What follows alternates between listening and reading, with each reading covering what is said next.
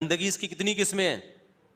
دو قسمیں، ایک ظاہری گندگی ناپاکی اور ایک باطنی گندگی، بلکہ اس سے بھی پہلے ایک ظاہری گندگی، ایک معنوی گندگی۔ معنوی گندگی کہتے ہیں جو نظر نہیں آتی، محسوس ہوتی ہے۔ اب ظاہری گندگی کیا ہے؟ یہی جو گندگی ہوتی ہے، واش روم گئے تو پانی کا استعمال اسلام نے سکھایا، اور اسلام نے کہا کہ یہ خنزیر مت کھاؤ، کتے بلی انسانوں کے کھانے کی چیز نہیں، یہ ظاہری گندگی ہے نا۔ خون اگر کپڑوں پہ لگ جائے تو کپڑے کیا ہو جاتے ہیں؟ ناپاک۔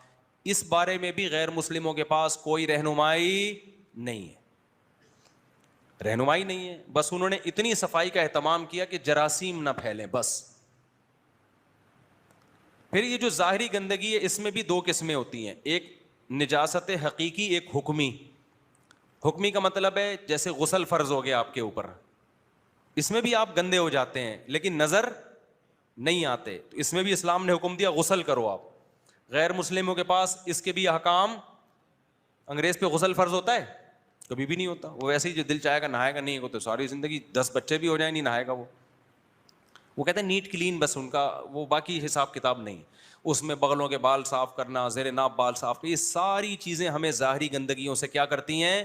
بچاتی۔ یہ بھی تزکیہ ہے، اگر اس کی بھی ٹریننگ نہ ہونا تو یہ چیز بھی کتابوں سے نہیں آتی، یہ چیز بھی کوئی نہ کوئی آپ کا مینٹور ہوتا ہے۔ آپ کے ماں باپ آپ کو بچپن سے نہانا دھونا یہ گندگیاں سکھاتے ہیں، یہی گندگیوں سے بچنا سکھاتے ہیں۔ آج کل گندگیاں بھی سکھا رہے ہوتے ہیں لیکن اس لیے میرے منہ سے غلطی سے نکل گیا، گندگی سے بچنا سکھاتے ہیں۔ بعض چیزیں غلطی سے صحیح نکل رہی ہوتی ہیں میرے منہ سے، پھر میں غلط کر لیتا ہوں ان کو، ٹھیک ہے نا۔ تو لیکن نہیں، ایسا بھی نہیں ہے، سکھا بھی رہے ہیں الحمدللہ۔ میں اس لیے کہہ رہا ہوں کہ پیمپر نے ابھی ان ٹینشنوں سے کیا کر دیا ہے؟ آزاد۔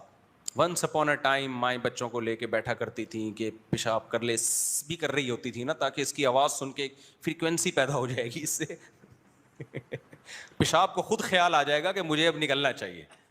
اب تو پیمپر ہے 12 گھنٹے، پیمپروں کی ڈیوٹی 12 بھی نہیں، 6 گھنٹے پیمپر 4 بدلتے ہیں، شوہر کا بیڑا غرق ہو جاتا ہے۔ ابھی ایک آدمی نے بتایا کہ میری بیوی نے پیمپر منگوائے، کہہ رہا خدا کی قسم میرے مہمانوں کا پورے مہینے کا اتنا خرچہ نہیں جتنا میرے بچے کے ہگانے متانے کا خرچہ ہے۔